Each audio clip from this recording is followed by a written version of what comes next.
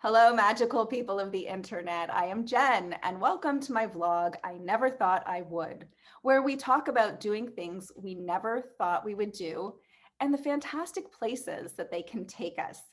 I have an incredible guest today. His name is Roy Cook. He's an entrepreneur and an author. Hi, Roy.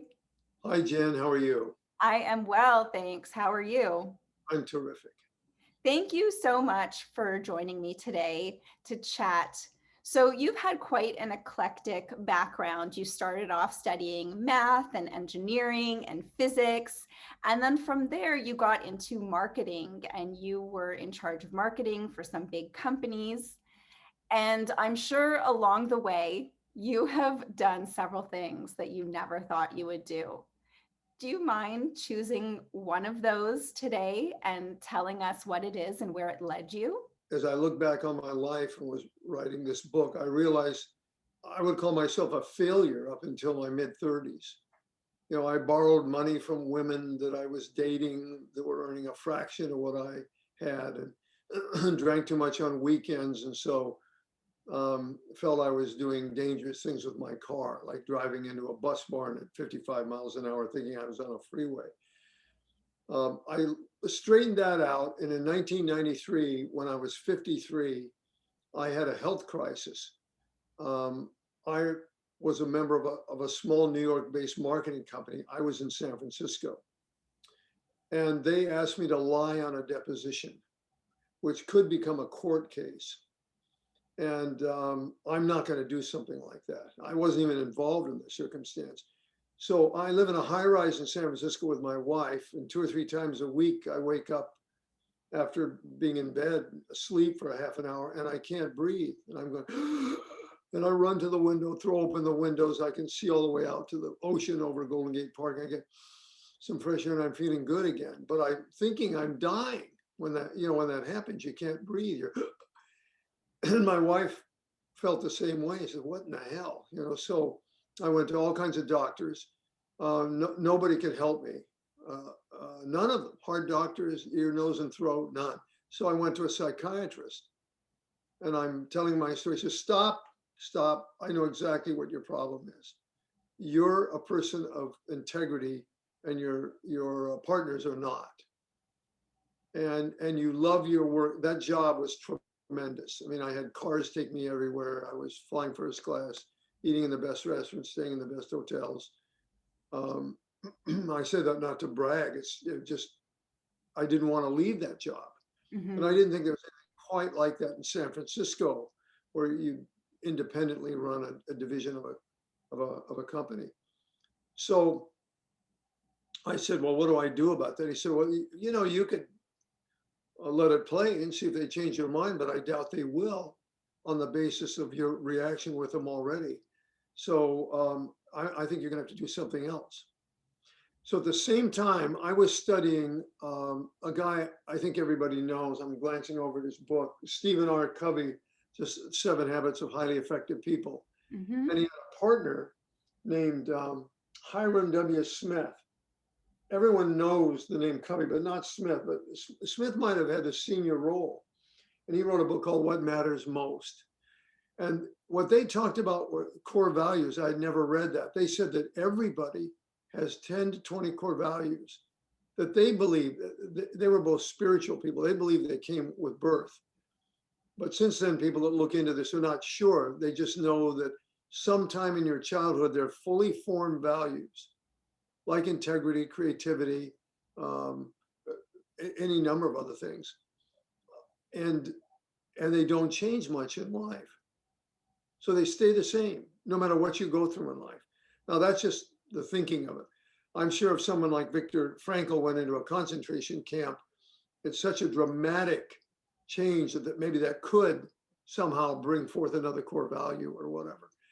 And what they taught for 30 years ago in their books and in their seminars and travels is that if you live your life according to those core values, you find them internally. You look within yourself. They're not, you can't adjust. You can't say, "I want creativity." You either have it or you don't. Uh, Mhm. I mean, as a core value. Yes. Um, Once you find those, if you live your life based upon the core values, meaning everything you do is in tune and coincides with them, your life will reach a stage of fulfillment and peace of mind. I translate that into happiness, but happiness is kind of a shaky word. If you try to define it, it can be tricky. We overuse it. So fulfillment and peace of mind. So I thought, well, is this true for me? I was one of those people that always looked at somebody, a guy who was well dressed and was getting into a limousine, and said, well, I'll never live like that. I wonder how he got like that. How did that happen?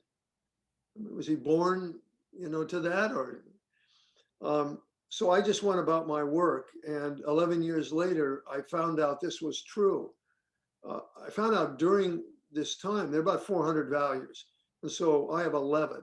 And I was living on the basis of those values. And everything that didn't apply to that, even though it could be something good, creativity is not one of them. So I'm not painting, I'm not gardening, I'm not writing music. And it doesn't bother me that I'm not. If you had a value of creativity and you weren't doing something there, you would be troubled a little bit, unless you're honoring a whole bunch of other values. So what I found during that time is I was enjoying life more. A lot fewer decisions had to be made, because about 90% of the things that are out there that are available, books, movies, authors, fields of study, things that I could do on weekends, things that I could, the way I operate in my business, I could eliminate. I could ignore them. Steve Jobs said, say no to those things. And Warren Buffett, the Wizard of Omaha, said, if I look at the most successful people I know, they say no to almost everything. And I thought, well, that's good. I like to say no. So I was tough about that. And 11 years later, I could retire, having achieved fulfillment and peace of mind, but also a bonus that made it a trifecta, in my view, financial independence. So in 2004, I retired 11 years later. And since then, I've only done things that I like in life, which is like writing this book. I didn't really want to do that. I'm not a writer. I guess now I could say I'm a writer because I wrote the book. I'm going to stop you there because I want to ask a few questions before we Sure. get into the book.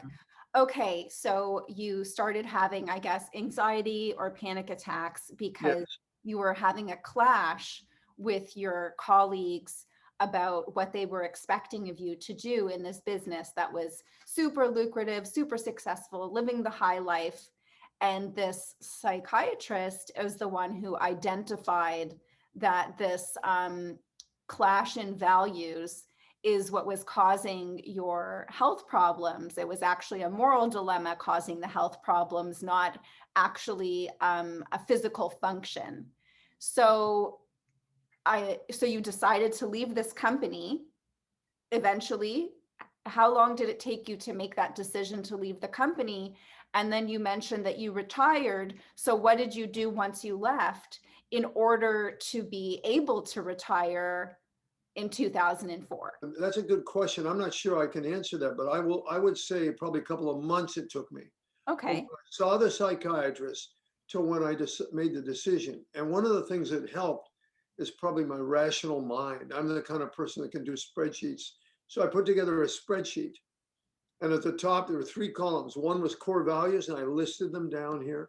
This is current job and entrepreneurship. I decided I'd become an entrepreneur. Mm-hmm. Because a friend told me, Roy, I'm an entrepreneur because I like to make my own mistakes. Mm-hmm. And that rang a bell with me. In other words, I don't have to, I'm not beholden to somebody else. Mm-hmm. You know what that's like because you run your own business. So I had another column here, and I'd rate each one, like integrity and all the others, 0 to 10 on what I thought each job was, how it was honoring that core value. Like integrity, if I was an entrepreneur, I would give that a 10 because I could make my company however I wanted it. I could be honest, even if it cost me business. If that was my value, I could stick with that. Whereas my current job, I think I rated that about a 4 because it was now obvious that my integrity, maybe even a 3. Of course, I recognize that being the entrepreneur is the green greener pastures. So I might exaggerate the positives because I wasn't actually an entrepreneur. I'm Hmm. excited about it. I don't see any negatives so far, other than you can go broke in a hurry. Yeah. You could lose your self-image if you don't have it. So I added them up, and at the bottom of the column, the score was entrepreneurship was somewhere in the 70s or 80s, and my current thing was like 40s or 50s.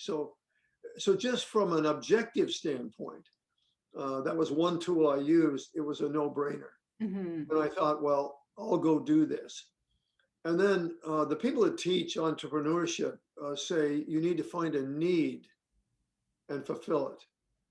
Well, That's I saw a need out there.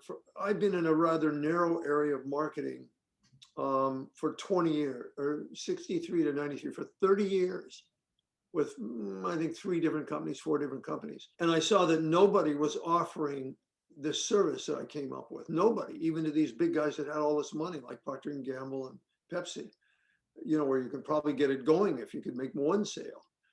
And so, and I saw there was no competition. hmm So that's the area that I picked. And I also found a partner who was an expert in part of that business. So it didn't take terribly long. But hmm when I flew to New York and told my partners this, they weren't happy. And one of them even threatened me. Wow. I mean, this is a guy I knew very well. I mean, Yeah. somebody just whispered it under his breath. But that was a bad deal. And I knew I was on the right trail afterwards because I was successful fairly quickly. And also because I enjoyed it a lot and was fulfilled. And the partner was good and he had high integrity too. Your company that you started with this partner who had the same values as you is called Impact Media. Can Yeah. you explain to us what was the need in the market that you started to fulfill with this new company? I'm talking about packaged goods companies. And for people that don't understand that, that's the kind of stuff that's sold in a package at a Safeway or a Kroger. Mhm. So it's generally either foods like cereals or things in a package, or it can be cleaning products or health and beauty aid products or other household products. When they introduce themselves, they typically have to run a lot of advertising to get their point. I mean, nobody knows about them. So they have to advertise that they probably want to run some coupons as an incentive. But the most effective way to get a new product out of that type is to sample it. It means put a sample, a little bitty free sample in the hands of these people. Mhm. And you'll see that at sporting events but the most effective way is to be able to target households. So at that time, there were 100 million homes in the country, and the typical product like that would go after 30 million. That's a big number. And so we had a company that could get the product directly to the home. Via And the at mail. the time, the only other way to do it was direct mail, which was very expensive. We found that there were companies that already delivered flyers and stuff. So we put together a national network, and they would be happy to deliver samples on days they weren't putting flyers out because they'd make this much on their little bitty cheap flyers, but they'd make this much on a sample because it was heavier and bigger and they could charge more money. And so, and yet we didn't have to pay for that. I mean, they had the staffing, they had the warehousing, they had everything. They were in business for decades. It's just that they hadn't been doing any, what do you call free sampling. So anyway, that's what we did. And we could target it to demographics, big households, certain income, certain education. It's pretty normal for me to see free samples coming to the home. I've been Yeah. seeing that for years now. So it's fascinating to know that you were one of the innovators in that type of direct marketing. That's so cool. There's nobody that I'll ever meet that doesn't have products in their home that I didn't help introduce, because there are big names. And so if you're using any Procter products, Unilever products, Pepsi, Frito-Lay, Del Monte, Kraft, Mhm. some of those products I would have had a role in. Now, many of them are rolled out without product sampling.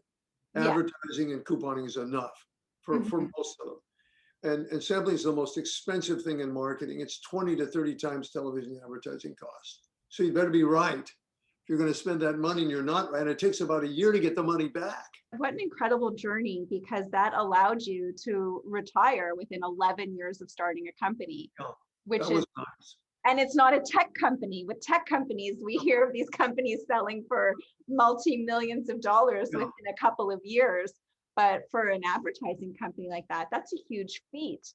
So I want to get to your book. from your experience of having this kind of anxiety from dealing with people in business that didn't have the core values you had, and once you were able to retire from your company, you wrote a book, which is called A Fool's Errand: Why Your Goals Are Falling Short and What You Can Do About It.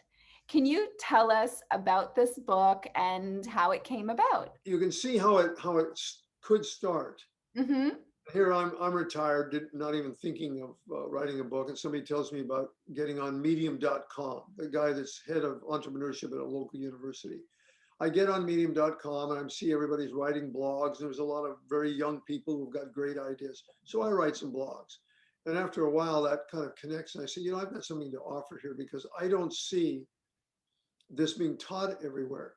Everybody that I know in the world that writes about this is talking about how to set goals or life hacks, when you should get up in the morning, how to meditate first thing in the morning, and things like that.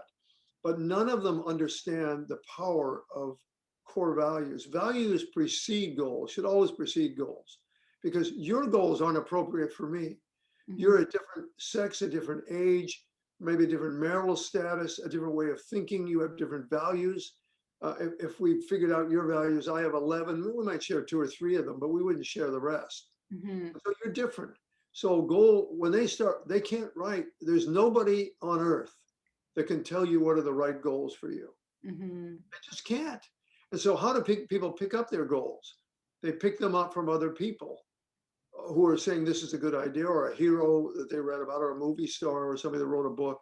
So I'd like to do that, but that goal might be inappropriate. They might want to be a painter. They studied Van Gogh and they thought this is fabulous, but they don't have the creativity. And the problem for those people is this: it's easy to set goals, and it's exciting. I'm going to do this. I'm going to do that. I'm going to climb.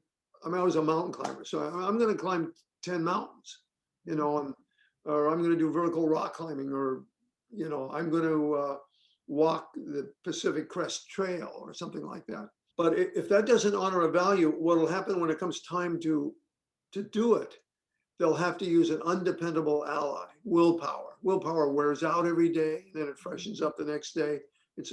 That's a fact. And you don't want to have to depend upon willpower. But if it's a core value of yours, you don't have to depend on willpower.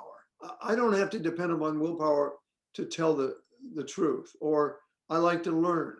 So learning is a core value of mine. I don't have to depend upon willpower to read a book. Most people don't have learning as a core value, in my opinion. I've taught this at a local university for 10 years to adults, free. I didn't have to charge, which was good. I could see that's an unusual core value, learning. You think everybody want to learn, but that's not the case. In this country, I think the median is 5 books per year for a person. Wow. 5. You're not learning much if you're doing that. No.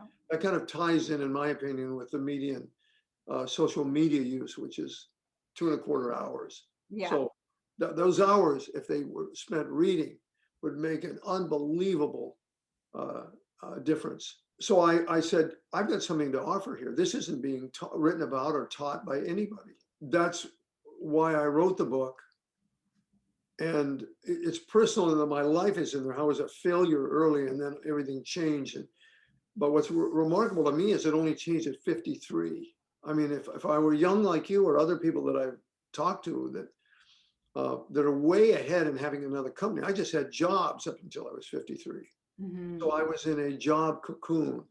And I have to say, I don't believe you learn a lot in a job cocoon, as opposed to running your own business, where you learn a tremendous amount about life and yourself. And then I retired because I didn't want to move to a normal retirement. I didn't want to play golf or bowl or do a little traveling or gardening. I could take my core values and do things in each of them. So I put together a large mentoring group, one of the largest in the country of its type, at a local university, where people my age and over 50 were mentoring students. So we got people that knew a lot, they had a life experience of mentoring people that, this sounds terrible, but don't know anything. I mean, they're 18 or 19, they don't know much. At 19, you think you know everything, and every year as you get older, you realize you know less and less and less. Yeah, yeah, well, that's very true. And I could also teach and learn because I like I'm not a teacher, but I could go over there and I taught the great books and I taught core values and I could do other things that I liked physically. I do yoga, which is, in my opinion, the best thing anybody could do, and really long walks. And that would fit in with the core value of health. I'd like to give you one thing, just read it real quickly. These are my 11 core values. Great. Some of you'll get an idea. Now, without me defining it, you're not going to know what I mean. Like I have spiritual as number one. If you had spiritual, our core values would be different. You could be a Buddhist and I'm a Christian, or you could be have core values, but you're not a Christian. You're spiritual, but you're not a Christian. So anyway, here they are without definitions. Great. Spiritual, family, health, integrity, living a value-based life, community. I will define that one. That means to me, give back, helping people in some way. Freedom, having the freedom to be able to do whatever you want, whenever you want, without regard to money or time. That's a lovely one. Never thought that would happen. Accomplishment, that's a core value. Learning and teaching, resoluteness, and renewal. And renewal, just to be clear, allows you, that's where you put all your cheating things. You know, like if you say, well, I like to watch TV. Okay, put in renewal because that helps you renew yourself. You want to watch NFL football games, or you're like me, you like to watch film noir on TCM, you know, that's renewal. It's whatever you think. It could be a waste of time for somebody else. I only do those things. There are 400 values. There's only 11 there. That's about 4%. So 96% of what's out there, I don't do. And if all the activities are spread evenly and all the books you read are spread among those 400 values equally, which they're not, that means that most stuff I don't have to worry about in my life. I just don't do it. It's pretty easy to be fulfilled with peace of mind if most of the stuff you eliminate. It ties in with that recent book, Essentialism. You know, what's essential in your life? Not only get it out of the house, but get it out of your life. Meaning get out all the old clothes and books and I love this conversation that we're having because I've heard of setting goals. We've all heard of setting goals and being goal oriented and achieving, but I think this is the first conversation I've had about identifying your core values in order to inform what your goals actually are, and in order to inform your vocation, in order to inform your lifestyle and your choices. There's so much pressure on us to be everything to everyone. It's really counterproductive. Having more things, even social media, collecting more followers, more friends. We're in a life of excess right now. And I don't think it serves us. It doesn't serve our soul in the way that we're meant to be living our lives. so this has now become a cliche. It's a subject of books and plays where people get to the end of their life and they're very successful. They're multimillionaires. They may even have their own plane, and they write and say, "It wasn't what I thought. Mm-hmm. I'm really not happy." And they get into drugs or they kill themselves early or whatever. So values has to precede goals. Always. My experience in teaching this is women are more intuitive about their values than men. Mm-hmm. A typical woman, at least in my classes, would probably know, they'd have 10 to 20 core values, they'd know at least 5 to 7 of them. Some of these are going to be obvious. You know whether you've got a spiritual core value, whether you have a family core value. And if you were to interrupt me and say, well, Roy, everybody has a family core value, I'd say, yeah, that might be true. So some of these are kind of obvious. But everybody doesn't have a learning core value, integrity core value, resoluteness core value, accomplishment core value. So some are probably common. And health. My God, who wouldn't have a health core value? Probably not very many people, but they might define it completely differently. So now we need to get to the important stuff. Where do we find your book? Amazon, Barnes and Noble sells it, but Amazon would be the best place to sell it. Great. There are other books with the same overriding title name, A Fool's Errand. So well, we'll have the link below to make it easy for everybody to find, and we'll have all of your information below. What a beautiful cover. If you didn't have the link and you remember Roy Cook and Fool's Errand, you'd get there. If somebody stops you on the street and says, you know who you are, and you hadn't done this, you would say, well, I have a talk show, I'm married or whatever, I exercise, I do this. And I would say, if I was the other person, I'd say, stop. That's what you do. That isn't who you are. Mm-hmm. Who are you? You are your values. those things in your life that govern your actions, that make you different from everybody else. And if somebody were to say, yeah, but I'm not sure I have values like that. Well, then do you think you're the same as everybody else? You think everybody has the same level of integrity, creativity, resoluteness, family orientation, give back? Do you know anybody that has those same values that you have in that area that can measure the same way? No, you're not going to know anybody that has matches your values. They may share three or four of them. I Yes. think if you're going to get married, it'd be a good idea for your partner to share a few, Yes. just a So few, true. So not true. all of them, because you want to have the spice of life. One person could be creative and the other person isn't. They can live together, you know. But Mhm. if they lack integrity, if they don't value the family the same way, if they don't value health the same way, there are probably going to be issues in that relationship. Definitely. Well, thank you so much for taking the time to chat and to share these ideas today. For me, they're definitely new ideas that I haven't discussed and heard before. Thank you so much for taking the time, Roy. I really appreciate it. Thanks, Jen. It's been fun talking to you. Yes, and I want to thank all of you out there in the interweb for tuning in. And I'd like to challenge you to do something you never thought you would do. Let us know what it is and leave us a comment. Let us know where it led you. And if you're enjoying the content, please like and subscribe. Have a wonderful day.